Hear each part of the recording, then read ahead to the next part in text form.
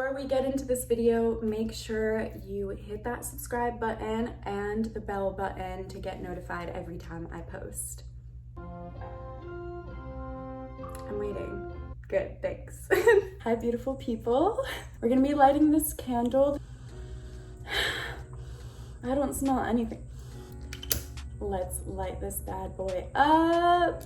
Now that we have this lit, I'm just gonna put it next to me. I'm literally sitting on the floor of my living room. Obviously my setup is a little bit different, and that's because I went back to my hometown to stay in my parents' house. I wanted to come back here just to get some clarity of mind. I'm really surrounded by nature every time I'm here, so it's a good way to kind of unplug from all the things I've been going through and just take a minute to relax and really like remember who I am and the hobbies I like to do. Obviously I can do those things in LA, but for some reason when I'm in LA I have this mindset that's completely my own fault, but I have this mindset of go, go, go, go, go. Like, look at everyone. They're all doing stuff. They're all being productive. They're all creating.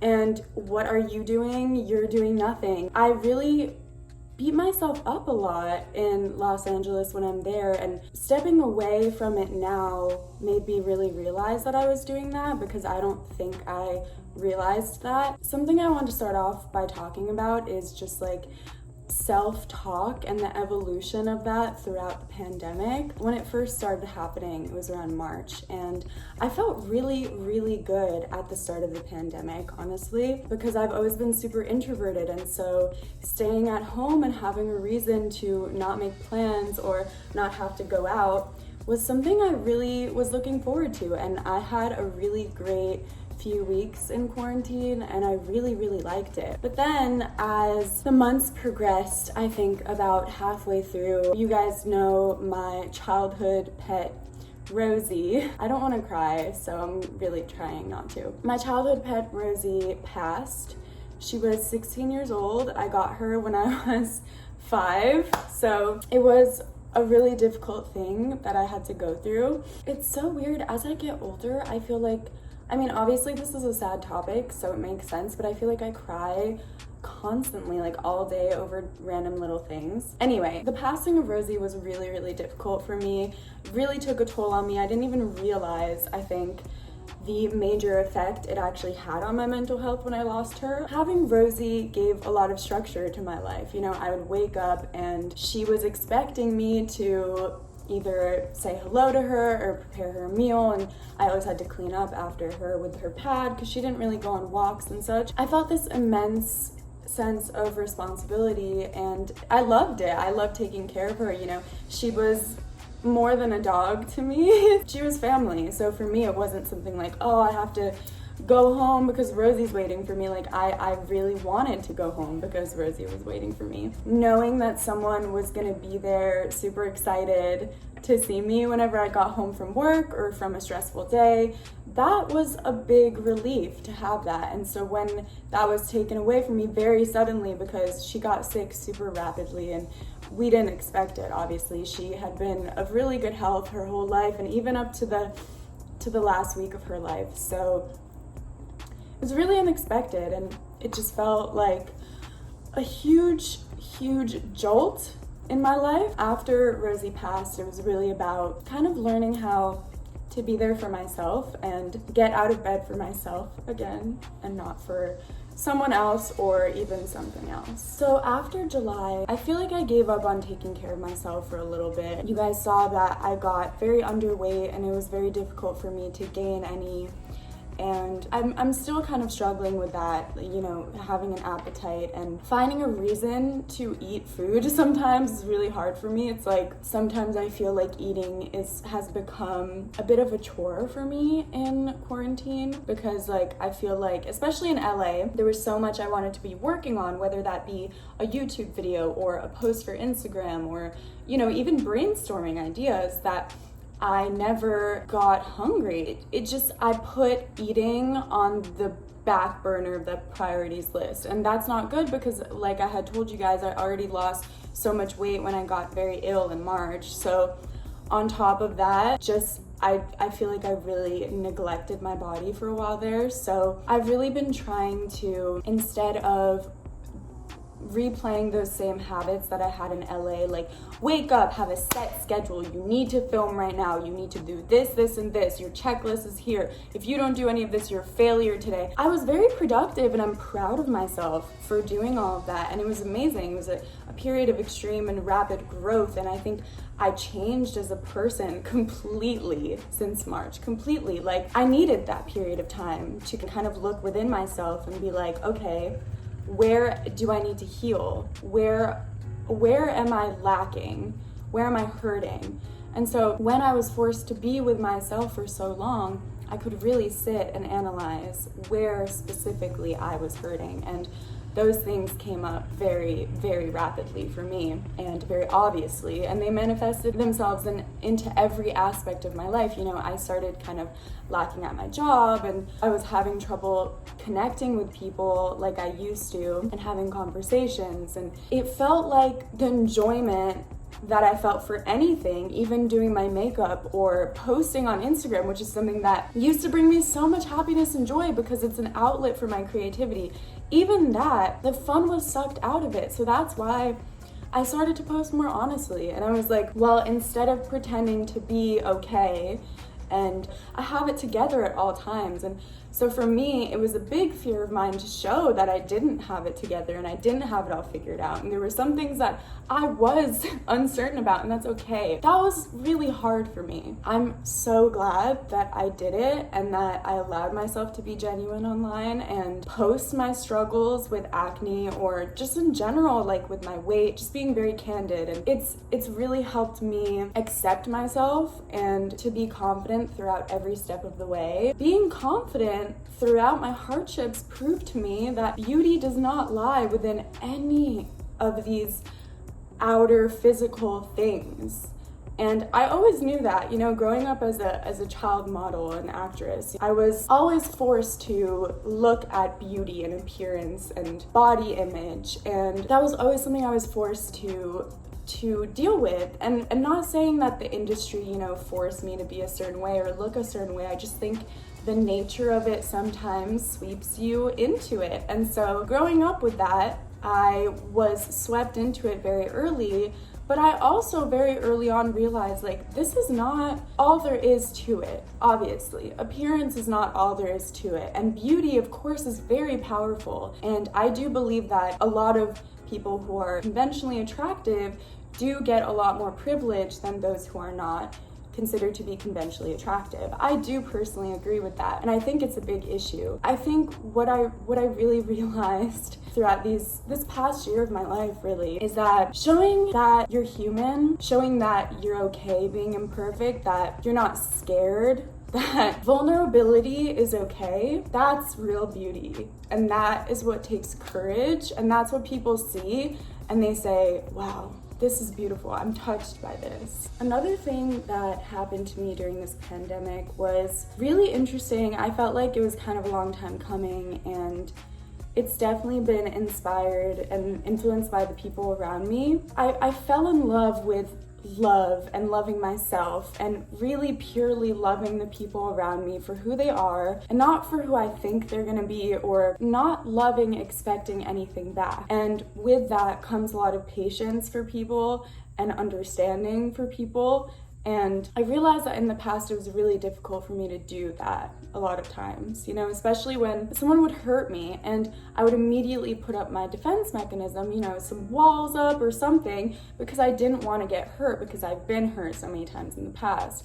But it's really important to realize that those are unhealthy mechanisms. It's not how you want to be treated by other people, so why would you treat other people that way? You'd hope that if someone really cares about you and loves you and they want to treat you well, then they would be really patient with you and they would give you the space you need to get better and the space you need to learn to love yourself again, which is what I needed these past few months. So there were a lot of people in my life that showed me that that was so important, and and kind of taught me how to do it, I guess, by being the example that I had to follow. So really connecting with my friends and understanding them and really understanding people and the people that I care about and learning from them and learning with them, and all of that has, I feel like, really been put under a magnifying glass, because in a way, since we've all been at home and on social media, we're so distant from each other, but I feel like we're sharing more than ever, or at least I am. Like, I'm sharing with the people that I care about so much. We Zoom all the time, or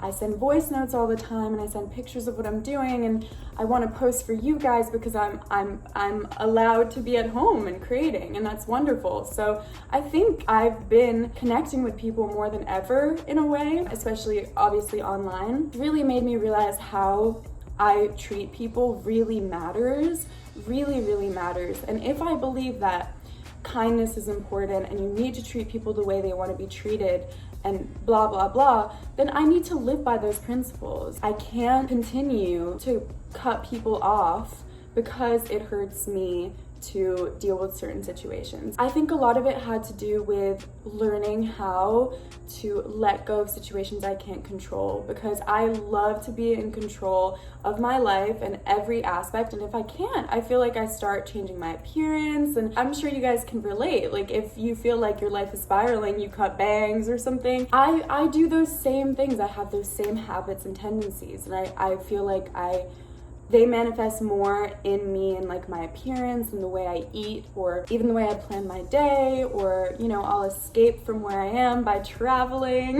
These are my defense mechanisms, and, you know, I allow the more healthy ones because those are getting me through a lot of the things I'm also going through behind the scenes that I won't get into. But I'm not allowing the unhealthy ones that push away people and that push away the people I care about and want to keep in my life. I think learning that has also really influenced the people around me, and I can really see it in my friends and vice versa. I think we continue to inspire and influence each other constantly during this pandemic, and I'm so happy that my amazing group of people in my life, I can see us all changing and wanting to be better and wanting to take time and learn about ourselves and better ourselves for the people around us and for ourselves. And that is really exciting to me. And I know a lot has happened, but I feel as though there's been a real shift in the attitude we have about ourselves and other people during this pandemic. We realize that the little things are important, and we didn't cherish them enough when we had them, when we had the people in front of us. And so I think a lot of us are realizing now that we have to cherish people and we have to care about them and we have to treat them like that. And that's so important.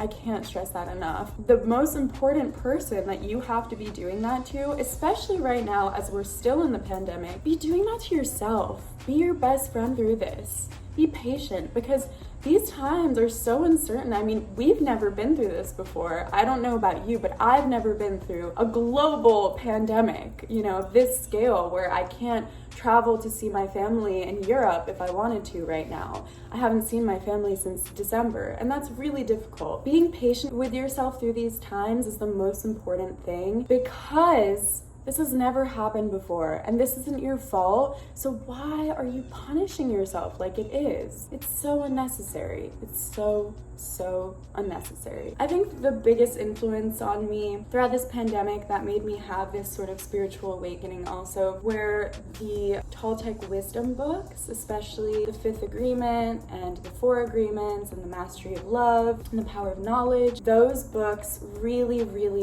influenced my kind of switch in attitude. It's really crazy because I actually bought The Fifth Agreement the day before Rosie passed, and when she passed I was obviously in a really dark place and it was really difficult for me, and I had to go to work the next day. It was really hard because, you know, obviously I couldn't focus on anything but that. Someone would come up to talk to me, I would burst into tears. On my break I started to read The Fifth Agreement, and I'm so glad that that book came into my life at the time that it did, and I really recommend it to you guys, especially right now, because a lot of what the book says, it's common sense. I feel like we all know these things and we want to do these things, but a lot of the times it's really hard to, and we need to hear reminders. I personally need to hear reminders, which is why I always post reminders on my story. Don't compare yourself, like have a great day. Those things are as much for you as they are for me, honestly. This book reawakened this sense of,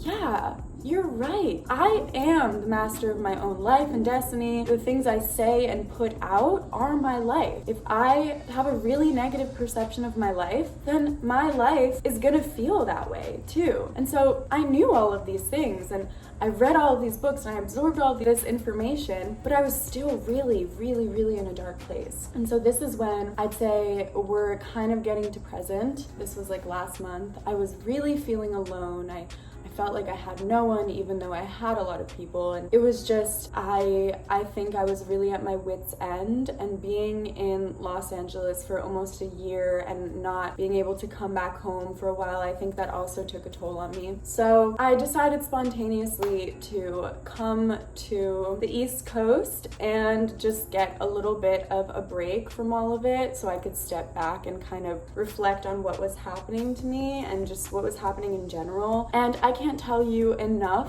how glad I am that I did. I mean, I'm sure you guys can tell that I'm in a better mental state here. I feel like I've really been able to disconnect. I put screen time on my phone. I make sure that I'm not on social media for more than like 2 hours a day. So I've really been trying to get out and enjoy the nature, and I have the windows open at all times so I can just hear the birds and the air, you know, just to remind myself that this is all a little bit bigger than me and it's all gonna be okay. Things are still as I remember them. Yes, a lot has changed, but a lot of these changes I think are necessary and they were coming, and it's not going to be our whole lives. So yes, there's going to be a new normal, but I think a lot of it is going to get a lot easier as time goes by, and it's just about remembering that while staying sane in this moment. I think it's really easy for us to get so swept up in the things that are happening around us, so much so that we neglect ourselves. I'm really glad that I came back here. I think it's been really good for me to unplug. And another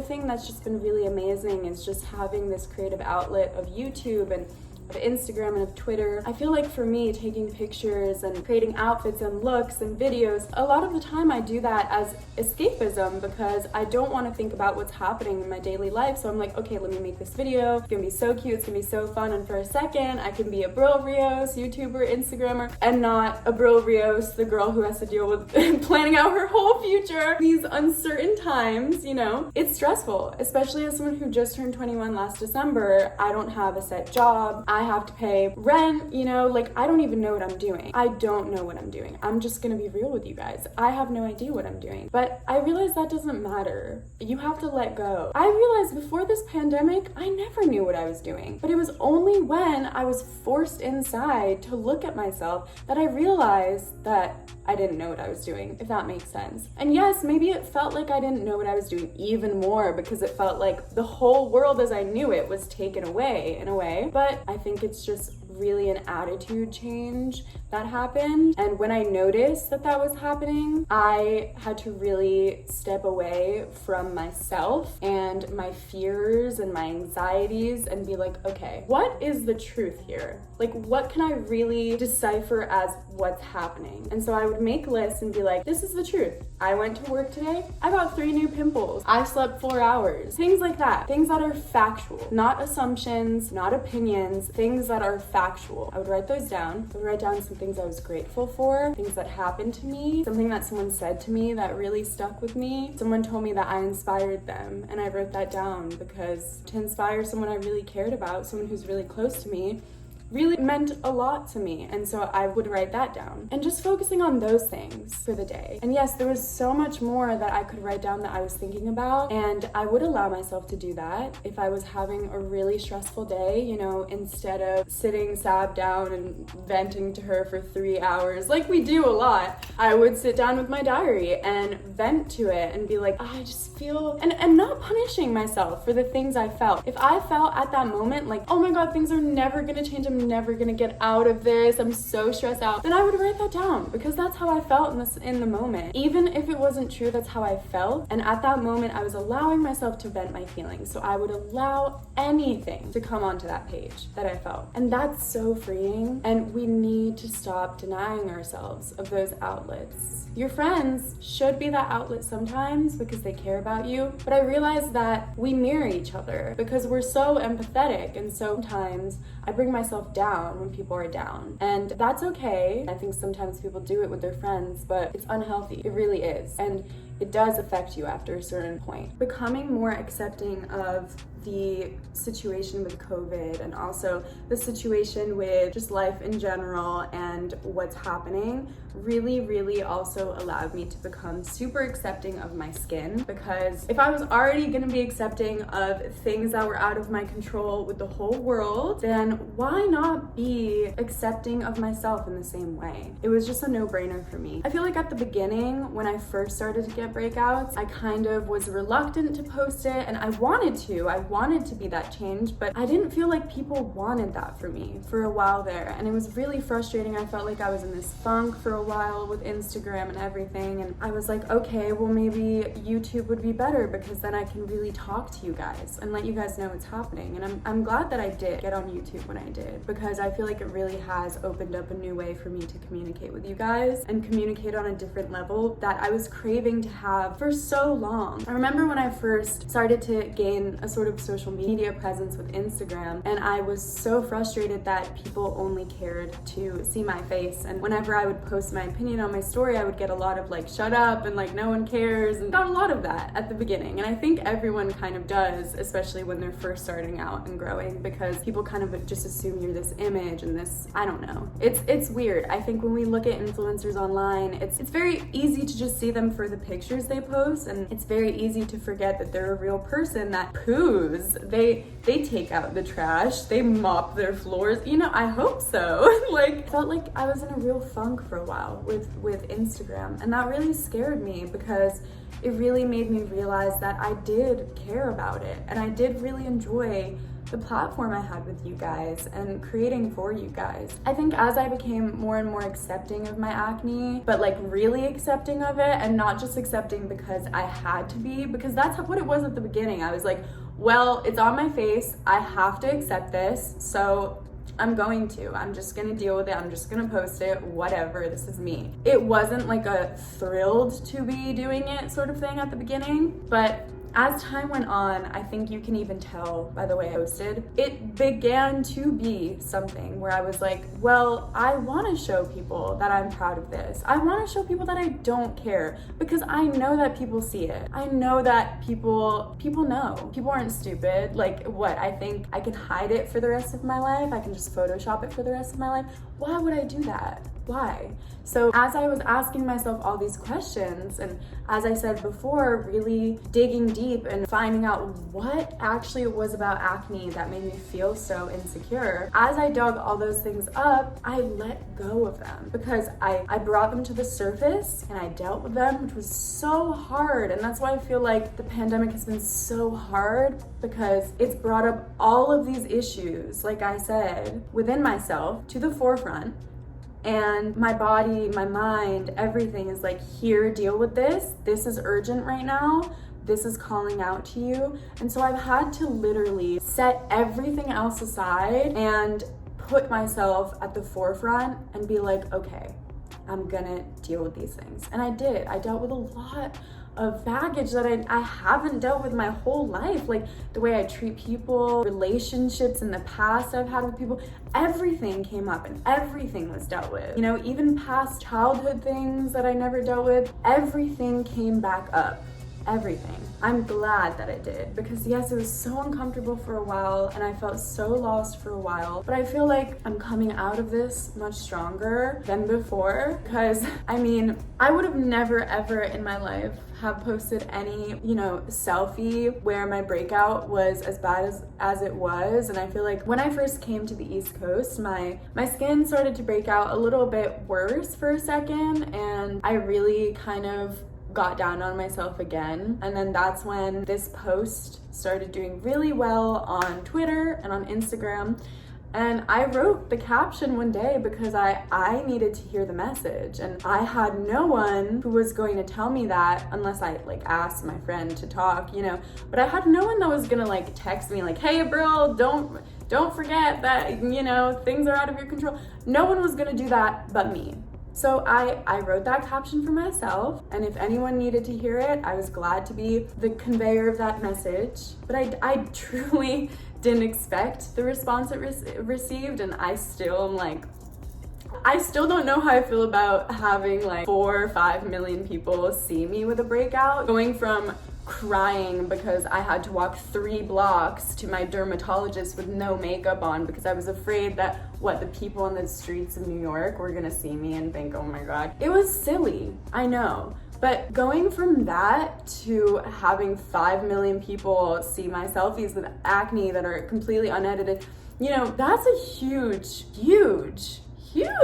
improvement. Like, it's crazy. And I'm inspiring myself, which is the coolest thing. I'm inspiring younger me who still lives within me. Cries about it, oh my God. We still don't really know what's gonna be happening with this pandemic. Things are still very uncertain. And I just wanna say again, that that's okay. And it's the way life is, it happens. And yes, we should deal with the problems that come to us as they come to us. But we really have to take care of ourselves right now. You really, really have to make sure that you're doing okay, because it's so easy to get carried away with all the drama and all the stress and oh my God, like all my plans are ruined. And then you start neglecting yourself throughout that process. And I think that's happened to a lot of people, and I see a lot of people, you know, disconnecting to get better and feel better, and I'm glad that people are doing that, and that's exactly what I'm doing. I think it's really important that we all understand that everyone is going through this uncertain time, and being patient with each other and empathetic with each other, those things never go out of style. They will never go out of style. Those things are always going to be beautiful and are always going to be helpful tools in connecting with one another. And I ask of you to just be kind to one another, because we don't know what the other is going through, especially right now. And so as I close this video, I just want us all to take one deep breath together and just exhale all the stress and the tension in your body. And after you turn off this video and you leave your computer, sit down with yourself and maybe write down a list of things you're grateful for, or a list of things that are true and are happening and are real. And then be kind to yourself, have a self-care day, maybe connect with some of your friends through Zoom, but be patient with yourself, please. Anyway, I hope you guys enjoyed. I know this was kind of a random video, but I kind of just felt like sitting down and really just talking with you guys and updating you guys on how I feel and what's been going on. I really just been focusing on my mental health and physical health, actually, just like gaining a little bit more weight and focusing on what I can really do with my acne, just to make sure that I'm treating it the best that I can. Dealing with the things that are real and urgent and in need of care right now is what I've been trying to do, and I really think that we should all be doing that. So I really hope you guys enjoyed. I'll be back with a new Skin Diaries next week, in which I kind of fill you guys in on what's been going on. I hope you guys really enjoyed this video, and if you want to follow my socials, my Instagram is Abril L. Rios, and my Twitter is Abril Louisa Rios. I love you. I'll see you guys in the next one. Take care and be patient with yourself.